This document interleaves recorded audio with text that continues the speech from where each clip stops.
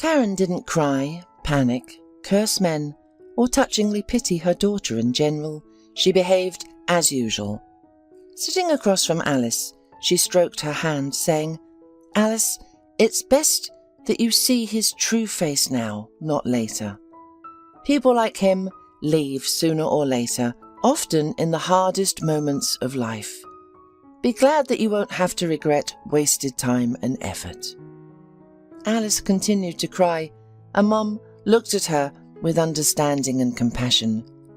Patiently waiting for the tears to stop, she brought a glass of water and said, hugging Alice's shoulders, "Actually, doing something familiar and ordinary helps a lot in such cases. Of course, unpleasant activities such as cleaning and washing dishes are excluded." Mum hated both, although she loved to cook and could create a culinary miracle from the simplest and cheapest products. "I hate washing dishes and cleaning," she usually informed her admirers sincerely, and frightened lovers of free comfort quickly disappeared from her life. Alice couldn't be like her mum. She couldn't stand up for her own interests, and another woman took Nathan away from her. 6 months ago, Alice had a happy event happen by chance. She was in the right place at the right time, and her modest life miraculously changed. She had just graduated from a pedagogical college and came to work in a kindergarten.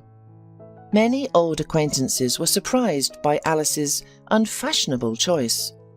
She did well in school and could have chosen a more prestigious and profitable profession. Only her mother, Granny, and her friend Stephanie were not surprised. They knew that Alice loved children, and Alice loved her. It was pointless to resist her vocation. One of her charges was a 3-year-old girl named Sherelle. She loved examining everything. She wasn't timid or intimidated. She just felt comfortable contemplating alone. After watching the new teacher for a couple of days, Sherelle decided that she could trust her, and from that day on, she started sharing with Alice drawings, stones, interesting leaves. Alice couldn't help but become attached to Sherelle the most. Usually, Sherelle's mother, a small, elegant blonde, slightly older than the teacher, came to pick her up. Tender, polite, and taciturn, she seemed like an enlarged copy of her little daughter. She raised her child alone, often looking sad and tired. According to the headmistress's story, they lived together. Sherelle, her mother, and her grandmother. Alice became even more fond of the girl. She herself grew up without a father, but she never doubted her mother's and grandmother's love and care throughout her childhood. It was the 3rd month of Alice's work in the kindergarten when, instead of Sherelle's mother, a strange man came to pick up the girl. He was a sturdy, charming, brown-haired man of about 25, energetic, tanned, with grey-blue eyes and a shining, self-confident smile. Alice felt that he understood that he made an impression on the young teacher, and it was even offensive. Did Sherelle's father remember Sherelle's existence finally? She thought, but said out loud, "I can't give the child to a stranger. It's in the interests of the safety of the entrusted children. Sherelle's mother didn't warn me that someone else would come for her." "No problem," the stranger generously said, took out his mobile phone, made a call, and said that the receiver, Margot, the most beautiful Mary Poppins, refused to give me Sherelle. "Explain to her that I'm not a stranger." "Sorry, I forgot to warn you yesterday. My brother came and I asked him to pick up Sherelle so I wouldn't run from work like crazy." Alice knew that Margot had a strict boss who was more likely to stay late for work than leave early. Sometimes all the children had already been picked up, and Alice and Sherelle were waiting for their mother. "Thank you for your vigilance, Alice Walker," declared the man with mock seriousness. "You can be trusted. Come to your uncle, Sherelle. Let's go home." Near the exit, he turned around with the girl in his arms. "Oh, and by the way, my name is Nathan." "Goodbye, Nathan," Alice said with a reserved smile, bidding farewell and forcing herself to immediately turn around and go to the group. She didn't want him to think he had impressed her. Anyway, it didn't work out for Alice. She kept thinking about Cheryl's uncle all evening, and the next day he came for his niece again. The usually cautious and reserved Cheryl ran to him, spreading her arms. "Uncle!" "Pardon me for asking. Is Margot all right?" Alice ventured to ask. "Everything's fine," assured Nathan. "I just thought I'd help my sister while I'm here. I'm out of contract, so I came to my folks for a vacation. I don't know how long I'll be here." Perhaps he was waiting for Alice to ask something, like where he worked, but she just nodded and said, "Okay, I see," immediately feeling how stupid and boring it sounded. "Oh, I almost forgot," the guy exclaimed, slapping himself lightly on the forehead. "This is for you," and he held out a box of expensive candy that seemed to come from nowhere. "Thanks," Alice marvelled, "but what's the occasion?" "In honour of getting acquainted," the guy smiled. The next day, he brought a big bouquet of roses. Cheryl eagerly accepted the gift on behalf of her favourite teacher. Before Alice could find the right words, the man picked up his niece, after saying goodbye, went out the door of the playgroup. Alice took the flowers home and told her mother about the new acquaintance. "He's not greedy, anyway," Karen laughed carelessly while admiring her daughter's bouquet.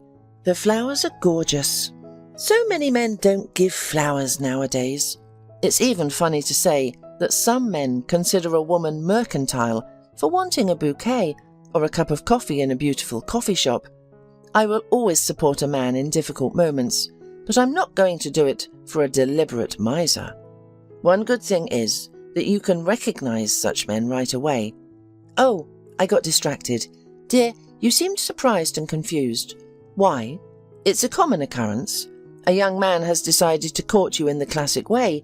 That's not a bad thing, as long as he's not married. I wouldn't advise you to get involved with a married man. You're so pretty, Alice."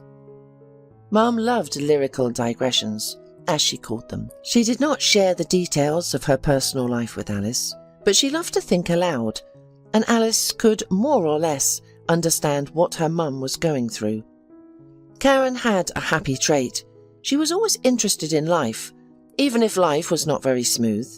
It was probably because of this that she looked younger than her years, despite her modest income. Of course, she didn't hover in the clouds, but just floated a little above the asphalt and lawns. The next day, Nathan came for Cheryl again. Seeing Alice, he pulled out 2 theatre tickets from the inside pocket of his jacket. "I have 2 tickets to the theatre on Saturday. I just want to know if Alice Walker agrees to go out with me." "We can try," Alice replied, "and our theatre is really good." On Saturday evening, Alice's friend Stephanie dropped by and caught Alice dressing up. Stephanie's eyes widened in amusement. "Wow, why are you putting on such a pretty dress? Something unusual has happened, and your best friend doesn't know. Now you just need to tell me everything," said Stephanie, ogling Alice in her new dress from all sides.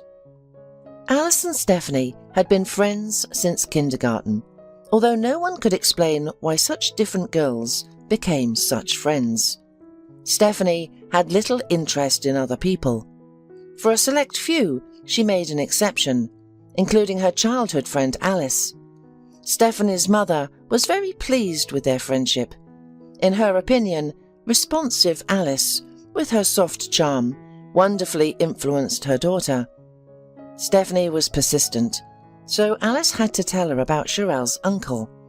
"Oh my goodness, I personally discouraged you from working in the kindergarten. And do you remember one of the main arguments?"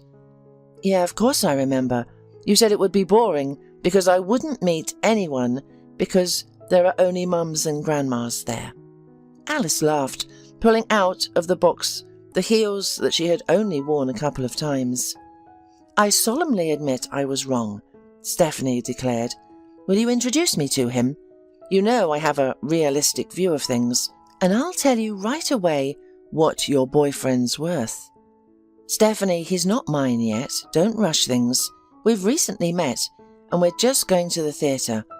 He left his hometown a long time ago, so maybe he has no friends left here, and probably that's why he invited me.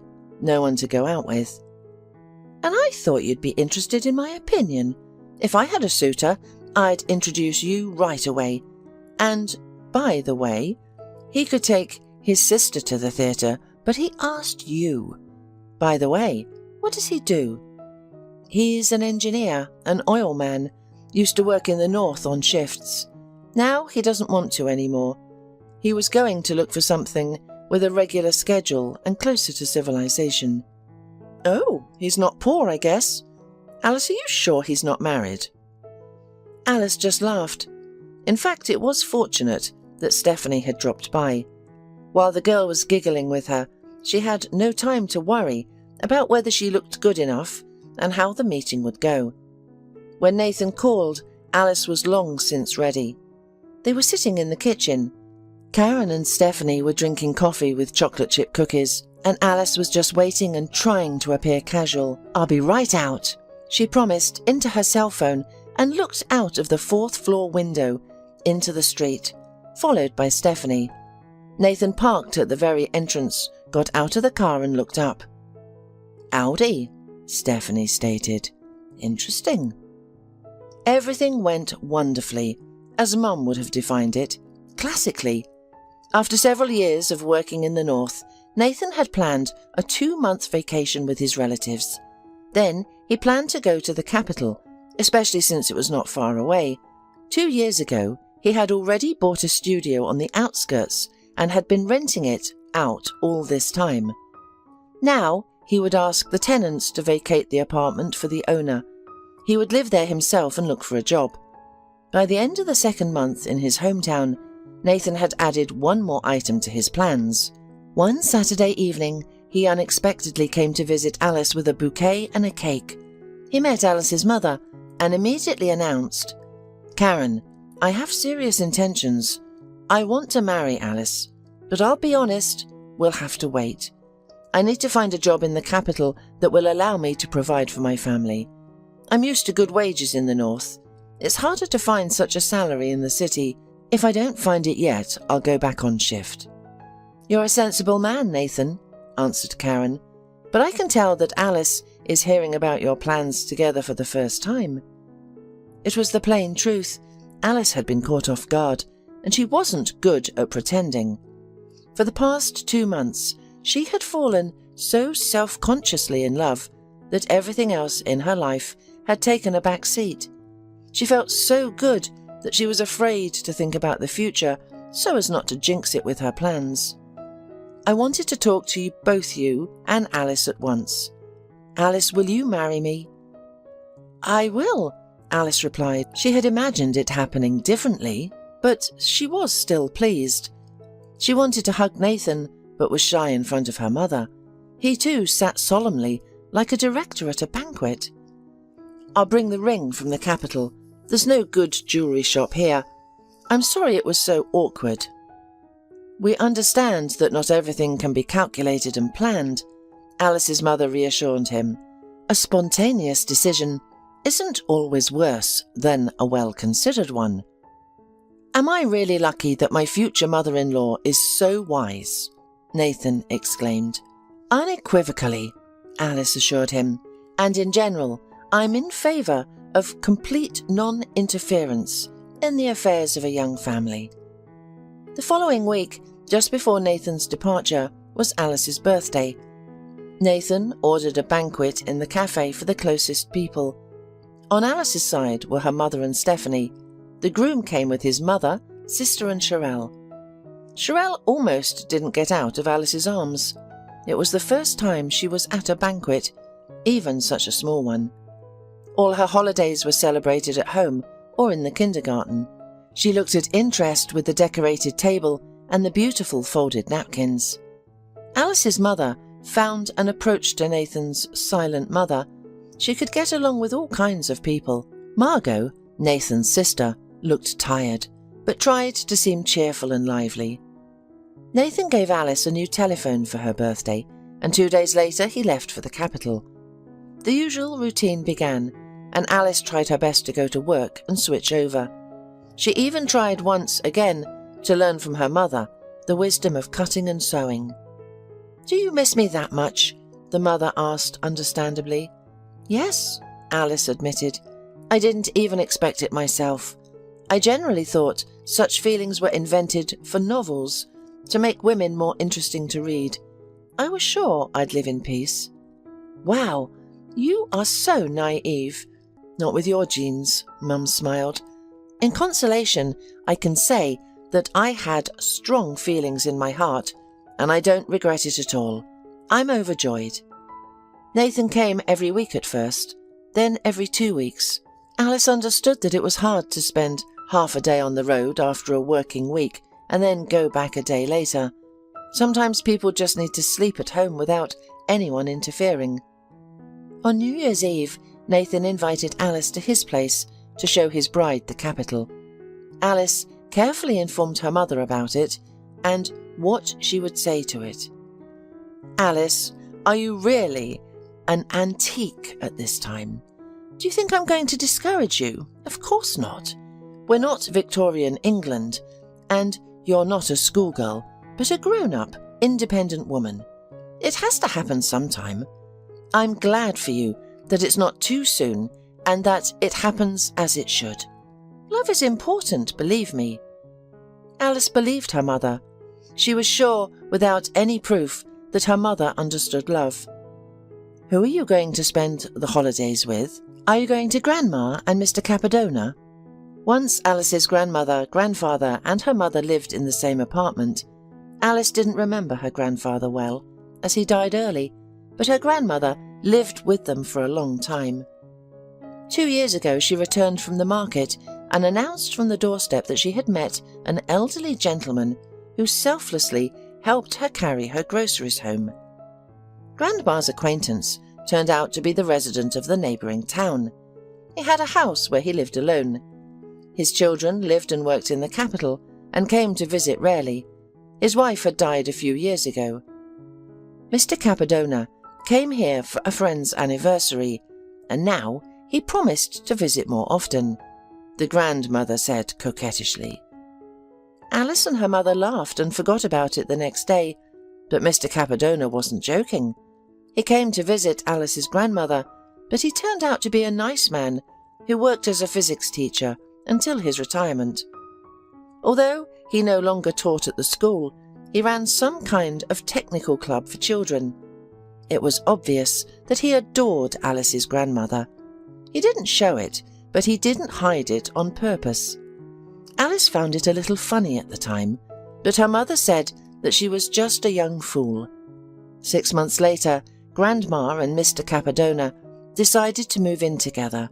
Alice and her mother were invited to visit Mr. Capadona's house, so they could have peace of mind that their beloved mother and grandmother would live in decent conditions.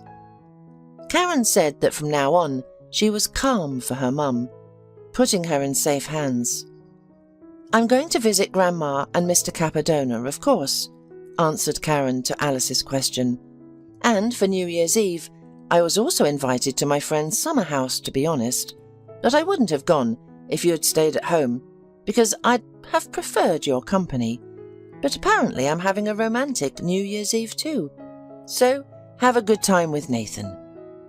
Alice and her mother laughed together.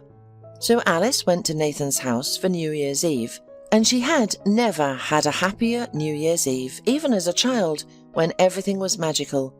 During the day, Nathan showed her around the capital, and in the evening they returned to his studio and stayed alone. Alice helped pick out presents for Nathan's family, which she was supposed to take to them. Alice was a little surprised that Nathan didn't want to go to his relatives by himself.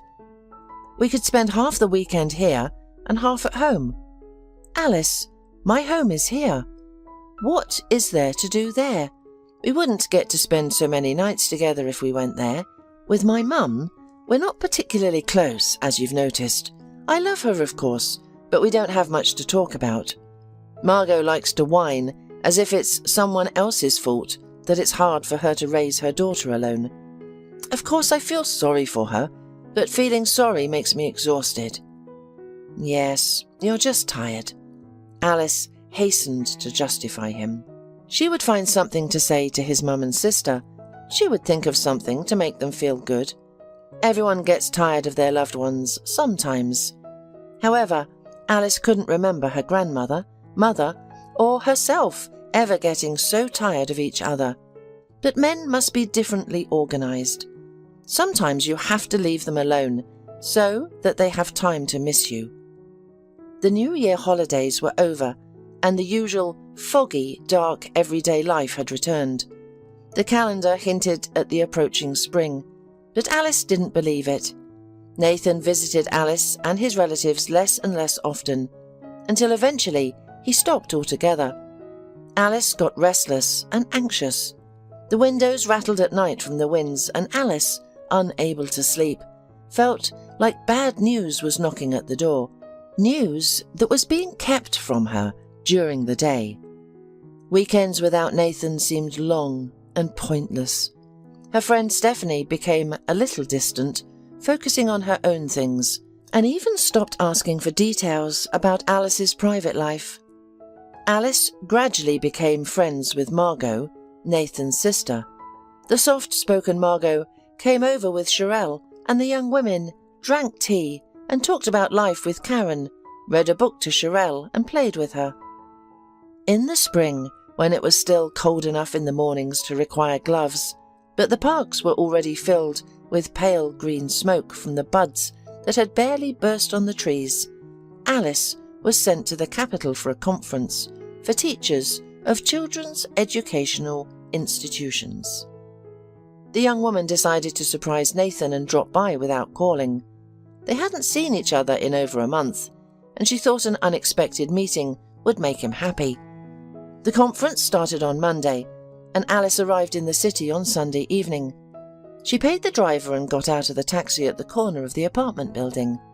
Further on there was roadwork, and she had to walk a little. As she walked closer to the entrance, she saw a shapely girl in a light, unseasonable mini-dress and a half-coat thrown over her shoulders, with pearly white, thick hair down to her shoulders. She was standing on tiptoes and kissing the lips of a young man who was lightly embracing her below the waist. To Alice's horror, she recognized the man as Nathan. "Should I say hello to your mother hen from you?" Stephanie's playfully melodic voice reached Alice. Then she laughed, and turning her head suddenly, noticed Alice. "Oh, you're a lucky man, Nathan. One woman goes away, another one comes," said Stephanie, and without waiting for a reply, she walked away in her usual gait. Stephanie had known her friend too long and well, and was convinced that Alice would not run after her and would not be able to force herself to move from her seat.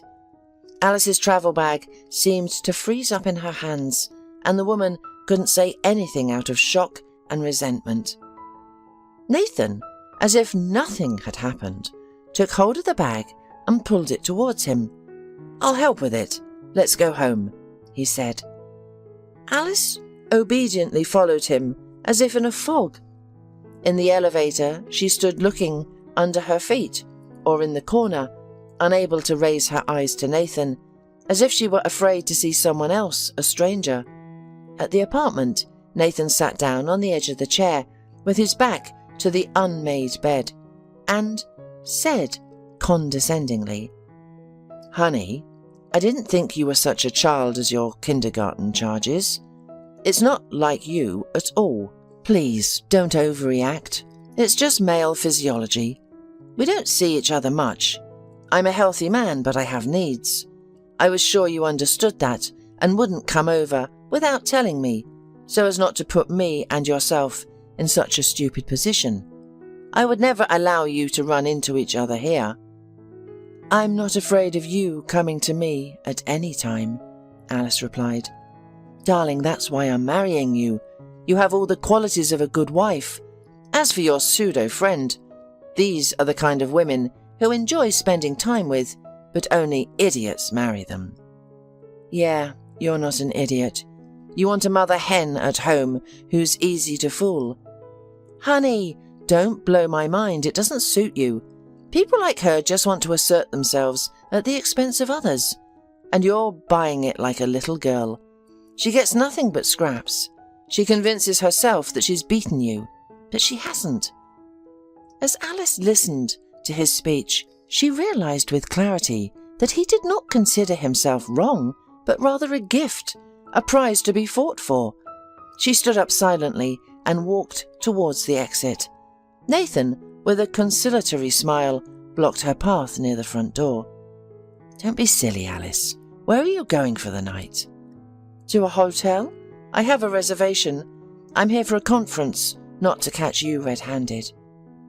Are you rehearsing an abused wife? Okay, when you cool down, call me where you're staying and when you're free. We'll go somewhere after my work and your conference. Nathan smiled amicably. He wasn't even thinking of playing remorse. At 7 p.m. the next day, when she had gotten back to her room, Nathan called. Give me the address. Where should I pick you up? He said after greeting. Alice had agreed with herself yesterday that she wouldn't answer his call. However, upon receiving his call, she decided that if he didn't care about her, he wouldn't call her now and would take the opportunity to easily get rid of the annoying friend. So he loved her after all.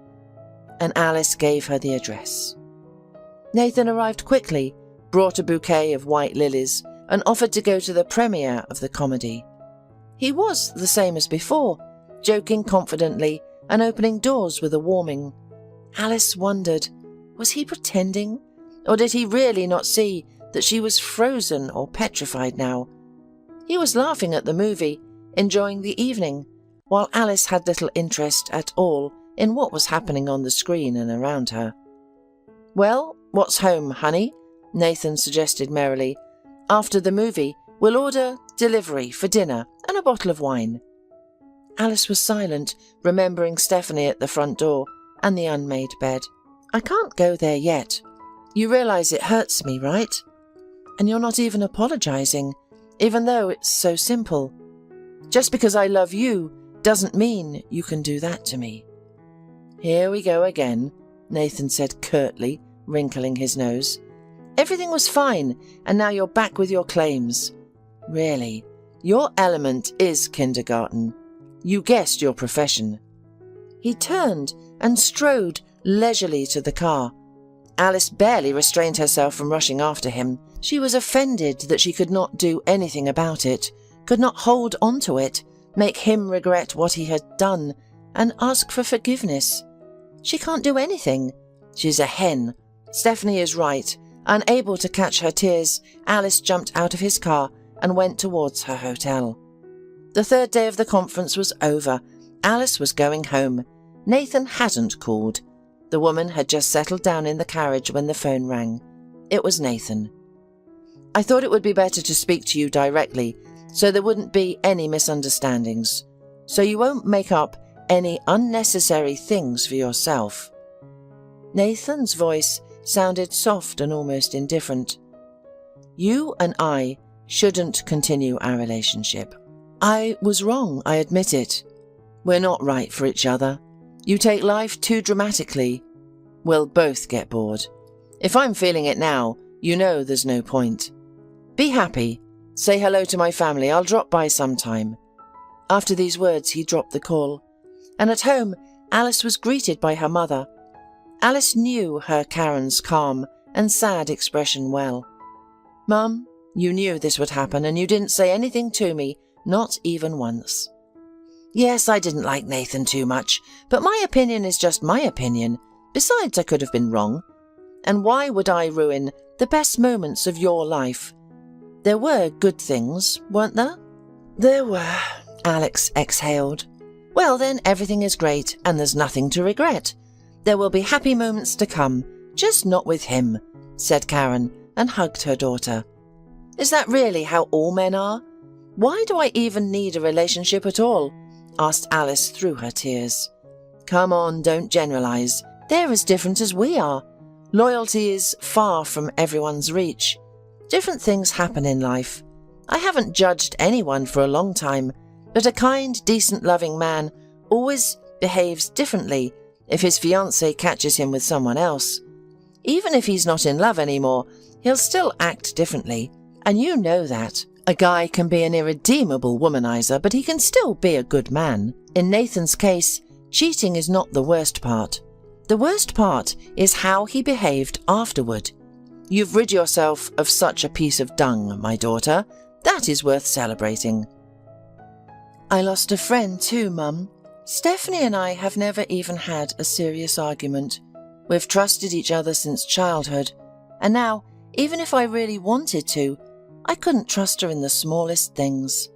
She went to him. That was deliberate. And Margot won't want to keep in touch with me after her brother and I broke up. Stephanie wasn't a friend, just a travelling companion.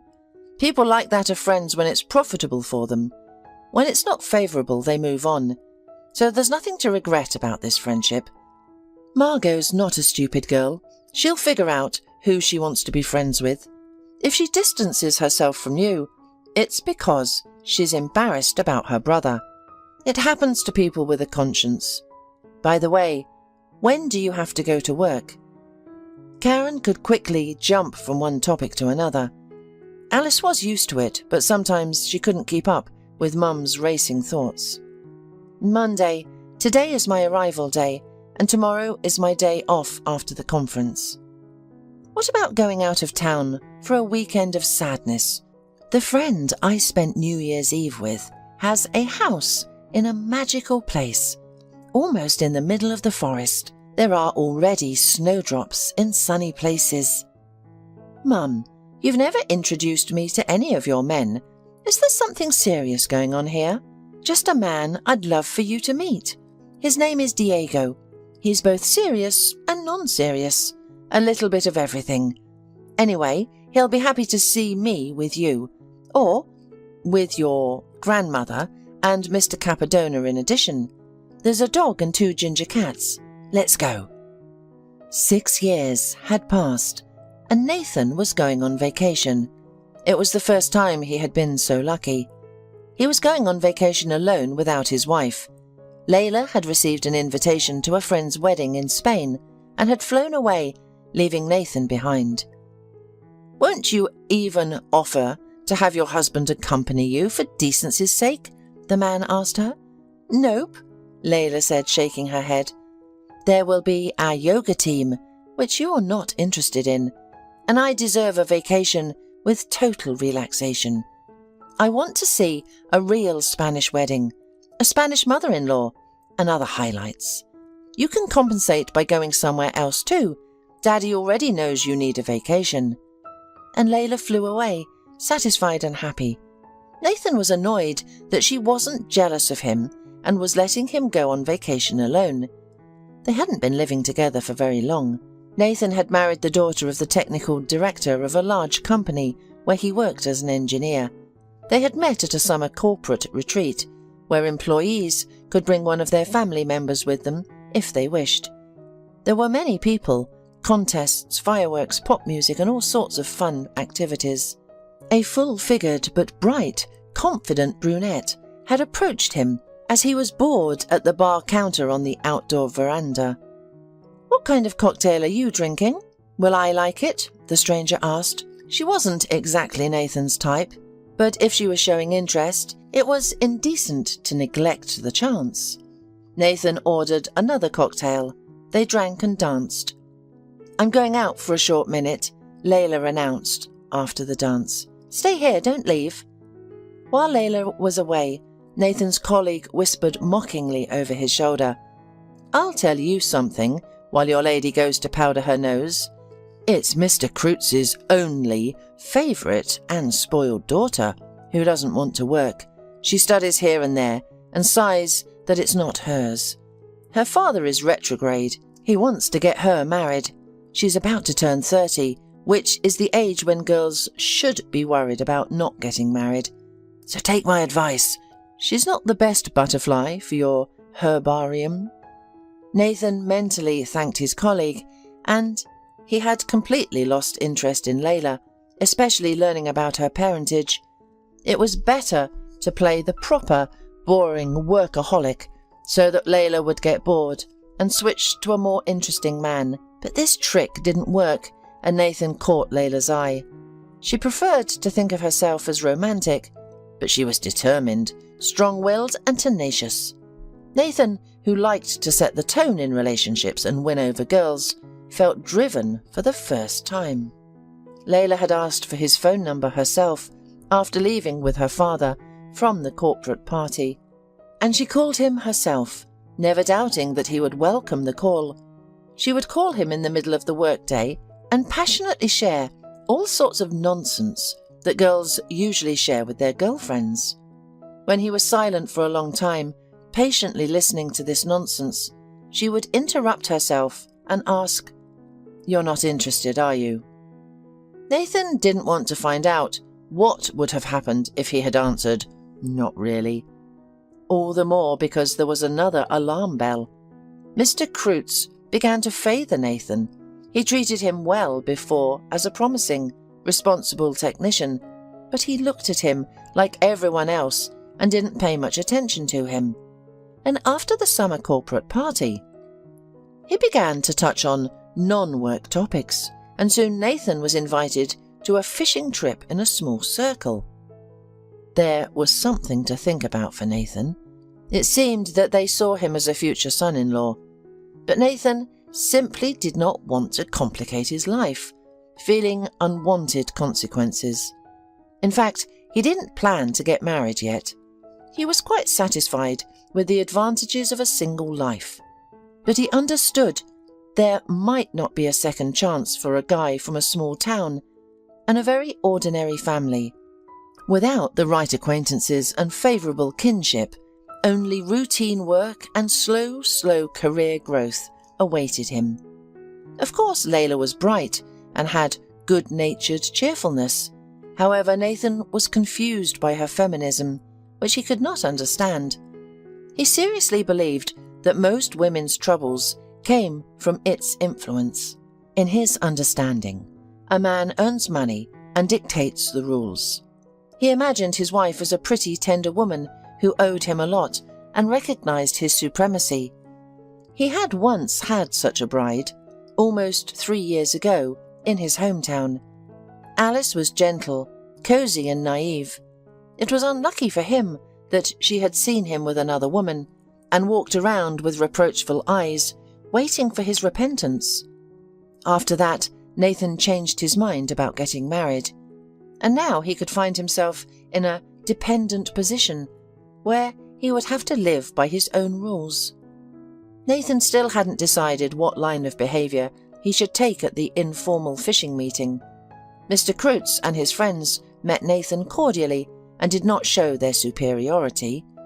Late in the evening, when the men were drinking and dining in a cosy cottage, Mr. Kreutz called Nathan to the terrace and asked him bluntly, "Are you serious with Layla? Just explain honestly, like a man to a man. I'll understand." "I love your daughter, Mr. Kreutz," Nathan declared. "And why are you dragging it out then? She's waiting. It's just the fashion for girls to make themselves independent now, but in fact, they are waiting for a man's initiative. You know it without me. You're not a boy as far as I can see. To be honest, I realize that I am not yet able to provide her with the standard of living to which she is accustomed," Nathan said. "I don't want to look like a cunning, provincial Alfonso. That's not for me. I realize that Layla is worthy of someone more successful." "Okay, I get your point. Now, I'll tell you. My daughter has my character, and we do not care that you do not have a status. It will all come if there is a desire. And you have it, and I can see that, and I'm going to help you. I care about my daughter's happiness. I don't care what anyone thinks. Layla never wanted to get married, but she wants to marry you. So don't hesitate and don't delay. Propose to her. We'll arrange a wedding for you as you want." "Thank you for your understanding, Mr. Kreutz. I just want my daughter to be happy." That's how Nathan got married. Layla didn't want a crowded wedding. She saw a modest wedding and a romantic, exotic cruise. Nathan was grateful to her. Firstly, he was bored by crowded gatherings, and secondly, he realized that his provincial mother and sister would not look good in comparison with Layla's relatives and friends. Nathan called home and told them that he was getting married and that they would go on a wedding trip right away, and then they would stop by sometime to visit with gifts. Since then, Nathan has never gotten around to stopping by, even alone. His mother came a couple of times to visit them at their new apartment. She liked her daughter-in-law, sociable, friendly and energetic. Margot never came once. With Layla, Nathan was easy, as long as he did not contradict her. She turned out to be clever and observant. Nathan's day was scheduled in such a way that it would have been extremely difficult for him to carve out time for anything but work. Layla and hobbies she approved of, like fishing with her father. By the way, Nathan had really gotten into fishing.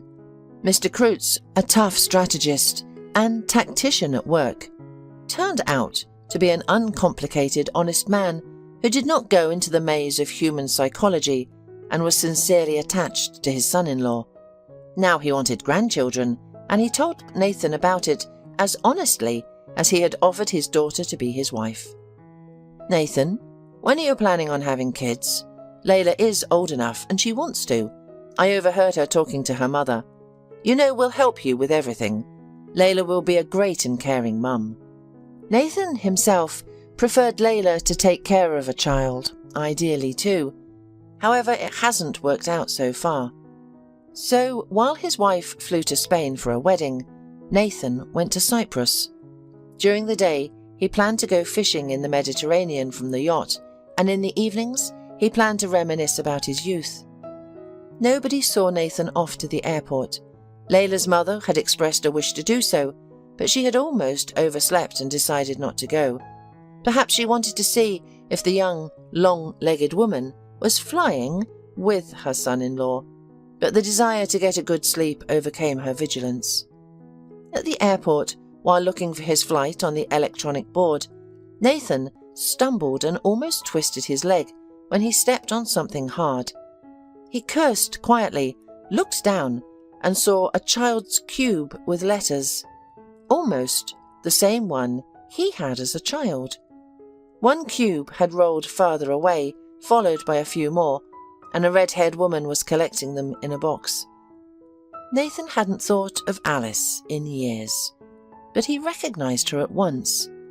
She hadn't changed at all and was still busy with children's toys. The woman straightened up and looked around, searching for someone. She didn't see Nathan.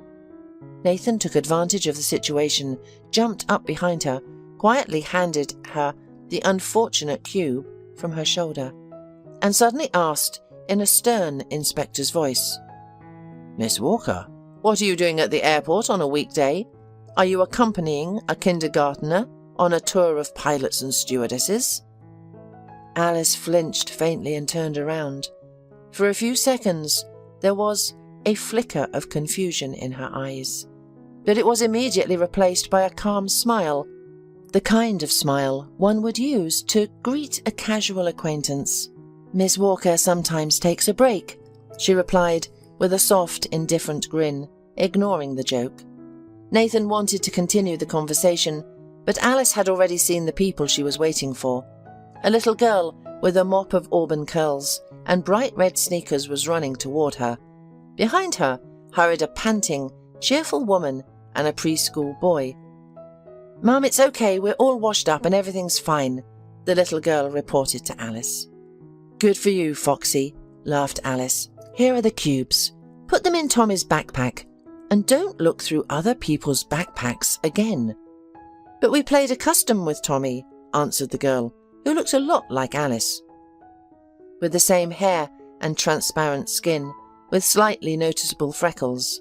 The only difference was her eyes, which were light brown or almond-shaped, but almost round, large and mischievous. "She will grow up to be gorgeous," Nathan suddenly thought. "Thank you for bringing order to this gang." Alice turned to her friend. "And I met an old acquaintance while I was waiting for you," she said, nodding politely to Nathan. "We should get going. All the best. Have a good vacation or business trip." "Have a pleasant flight." Nathan nodded. The women separated the children, taking each of them by the hands, and went to the check-in line. Nathan's carefree, fun-loving mood disappeared somewhere. He handed in his suitcase and sat down at the bar with cognac and coffee. It seemed that at the opposite end of the hall, the same 4 people flashed by again. Alice's daughter is about 5 years old, Nathan thought suddenly. We said goodbye just about 6 years ago. I could very well be her father. But if the baby was mine, I'd be sure to be informed by Sister or Alice herself. So most likely Alice found comfort after we broke up, and someone seriously comforted her. All right, I'd like to think so. Anyway, she's not poor now. She's going to the sea with the baby. When we met, she'd never been further than the capital. Nathan didn't want to think about Alice any further. He began to play a game to guess which of the attractive girls in his line of sight was flying to the same place as him. But the guessing game wasn't distracting. There were no fascinating girls in sight, and he kept looking for Alice. Yeah, she has changed, after all. No, she didn't look older. She was still like a freshman girl, light, graceful and calm. But there was a confidence and something less elusive that made her stand out. Okay, stop. I should be enjoying my vacation, not reminiscing about my ex. Layla called from Spain several times a day, even counting the time difference, if she suddenly felt sad at night or, on the contrary, wanted to share her impressions immediately. In Limassol, Nathan suddenly realized that he was exhausted, and if he wasn't hanging out in a bar or at the beach, he was fishing in the company of a calm man of his father-in-law's age. Nathan was even a little afraid that he would like such a vacation. Was he getting old? It seemed too early for that. He returned home with fishing stories for his father-in-law, and his usual life continued. The next year, Layla drove him crazy with her mood swings. She couldn't conceive a child. It got to the point where she decided to go to the doctor. She hated going to the doctor and only made an exception for the dentist, presenting it as a sacrifice for beauty. And then one day she came in, unlike herself, detached, collapsed into a chair and said with a tremor in her voice, "I haven't a chance. Here." Nathan rushed to comfort her. He did feel a little sorry for her, and it wasn't fair that she was so unlucky. He said that doctors were sometimes wrong and that they could still have hope and keep trying. He himself was not upset. He had no burning desire to have children. The only real disadvantage he saw was that without children, Layla would have to guard and control him all her life. Another year later, Layla, having consulted her mum and dad, voiced her decision. They would adopt a child. Nathan was unused to showing firmness, but out of fright he remembered the past and answered categorically and adamantly, "No, don't even try to approach me with this proposal again. You've grown up like a hothouse flower. You don't know life. You have no idea what genes these kids might have. I don't have much faith in parenting when there's been 7 generations of marginalized people. No matter what you do, the genes will still show up. No, that's it." He was sure Layla wouldn't leave him because of this. She loved him too much. And soon another encounter from the past awaited him. Nathan was walking through the mall when he heard someone calling his name. He remembered, though not immediately, the woman who was standing before him. It was Stephanie. From the looks of it, it's not badly settled. "Hello, Stephanie, you look good." "Oh, come on. It's all the courtesy of duty. I'm waiting for a friend here. If you're not rushing, why don't we have coffee?" "Why not? Let's." They sat down in a cafe. He took only coffee. Stephanie took a martini. "I don't drive. My husband drives me. It has its advantages." "It's convenient, yes. Do you live here too?" inquired Nathan. "Yes, I moved 5 years ago. By the way, Alice lives here too. I learned it from my mum. I was wrong to fall for you then. I lost a good friend. Do you have a wife or kids? Or are you a real Casanova? I have a wife but no children. At least, not that I know of. Oh, so you don't know much, Stephanie remarked without any gloating. Come on, do you really don't know? Or you just don't want to know? Nathan had already guessed what she was going to tell him. Our Alice has a daughter with you, Nikki. She's already started school. You'd have to be a principled weirdo like Alice not to demand child support from you. I don't think she is my child. My mother or sister would inform me. The mother probably would inform you if someone told her. Margot most likely knows, but Alice asked her to keep quiet. When you and Alice broke up, she moved here a couple of months later too, and got a job at a private daycare centre. Her mother's boyfriend helped her. She married him later. Just imagine. And my mum has a friend at the clinic. She told me that Alice was pregnant. It's definitely your baby. When it comes to Alice, you can be sure. So Alice and her mum didn't say anything to anyone, and when the opportunity arose, they left our town quickly. Why are you telling me this now? I don't know. Someone should have told you. You decide whether you need this information or not. Stephanie laughed quietly. Another 6 months passed. Layla had lost weight from worry. She even forgot Nathan's categorical statement about adoption and kept asking, demanding and crying. But one day she met him soft, calm and thoughtful. You already have a child, so you don't want another. You don't even ask where I went for 2 days. You're not interested. But I went to your sister. I've wanted to meet her for a long time, and I thought, why not now? They're both great, both your sister and niece. Margot let it slip that you have a kid. You know how hard it is to get rid of me. No, I'm not going to get hysterical. On the contrary, I want to offer you something good. Don't laugh. I've thought it over. It's a good thing. Why don't you meet your daughter? She'll come to visit us on weekends. We'll give her gifts, support her financially, and just be friends. We'll have a child in the house, and it won't be someone else's kid. I know it's not uncommon for a girl to be friends with her stepmother. Your daughter is so pretty. Margot showed me a picture of her. Her mum will be pleased when they suddenly have support. Layla, I found out accidentally 6 months ago that I had a daughter. You may not believe it, but it's true. If her mum had needed my support, she wouldn't have kept me in the dark for so many years. She's a very different sort of person. A bit odd. Margot told me how you two broke up. She tried to keep it emotionless, smoothing over the facts. Probably felt sorry for me. It's not for me to judge you. I had 2 pregnancies that I terminated. I was young, and now I can't have kids. So I'm not one to judge morality. If you're uncomfortable talking to your daughter's mum, I'll talk to her myself. Maybe it's better that way. I'll explain it to her honestly. Layla, I always thought that you were a practical, reasonable woman, at least adequate. Find yourself a hobby. If you worked like me, you wouldn't have time to think about nonsense like this. Have you ever thought how stupid I'd feel in this situation? Like you're thinking a lot about my feelings yourself.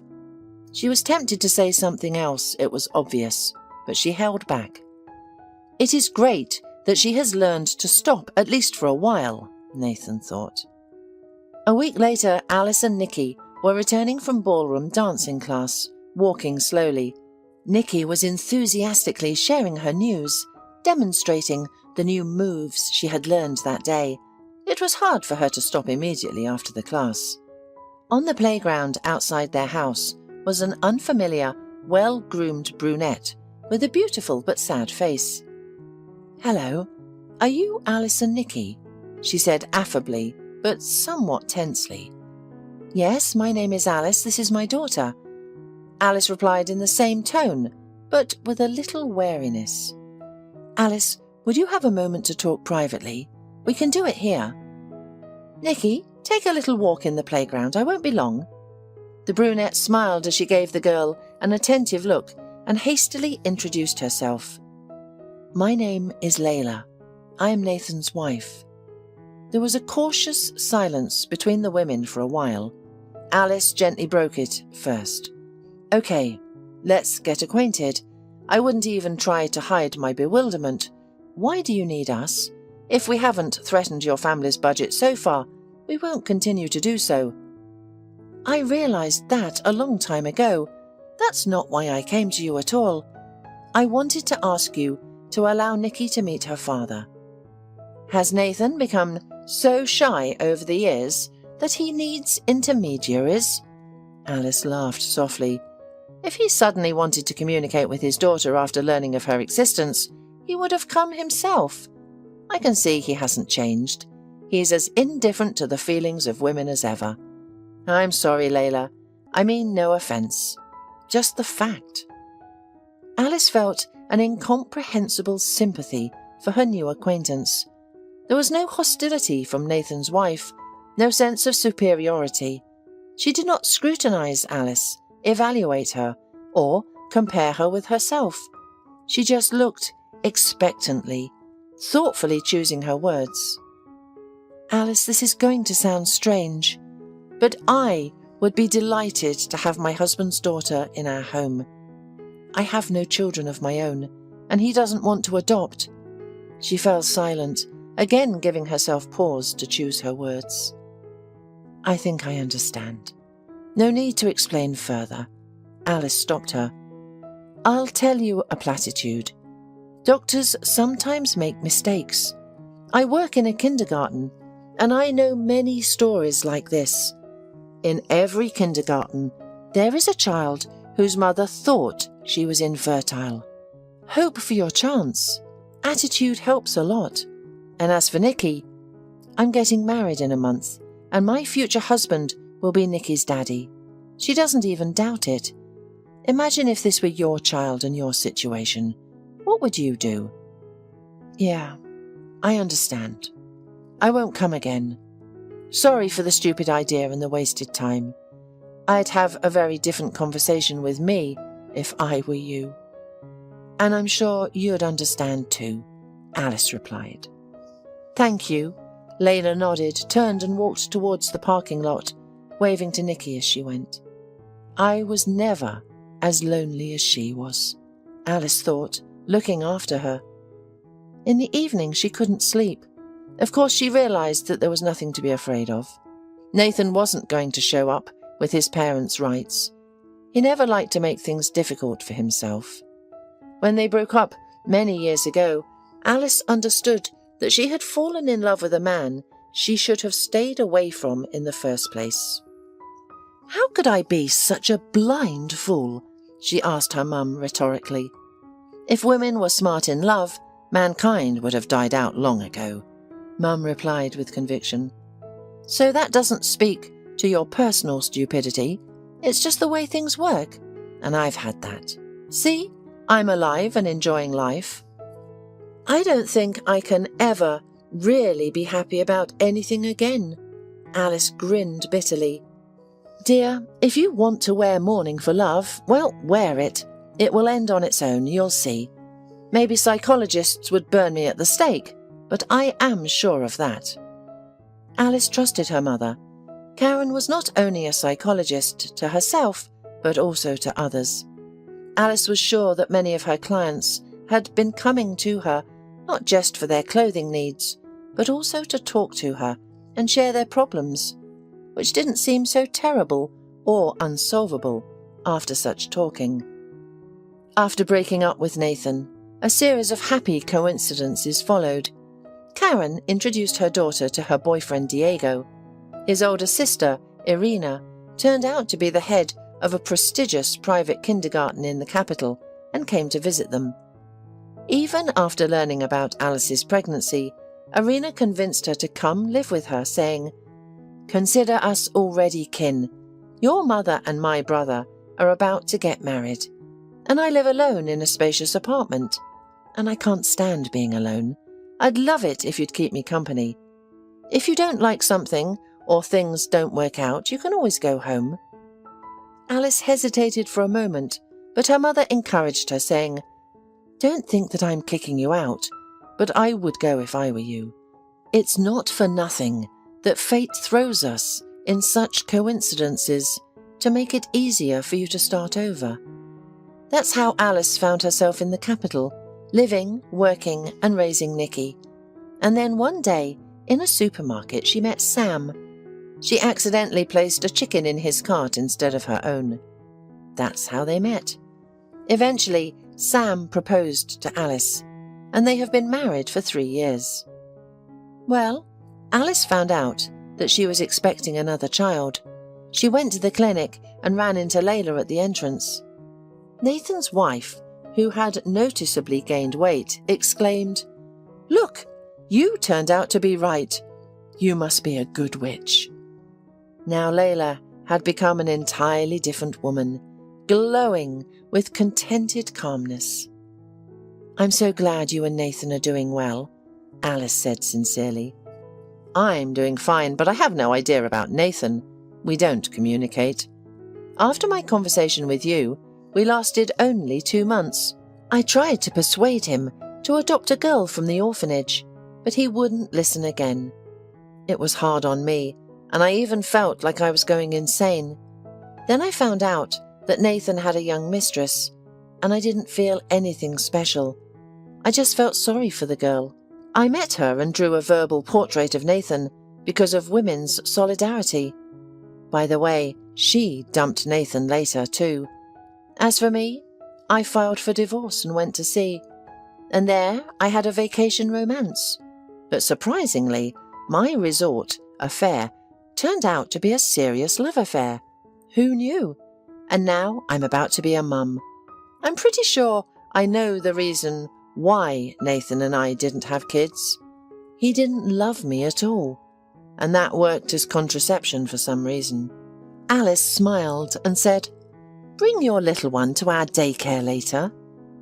Layla laughed and said, "I was just about to say that I'll bring my baby to your daycare centre, but I don't want to wait that long. Come visit us with your husband." They exchanged phone numbers and Alice went home happy. She sometimes remembered Layla, and it was a sad memory. But now it was nice to know that more than one person's life had changed for the better. It seems like they're definitely going to be friends. If Alice feels that way, then that's how it will be.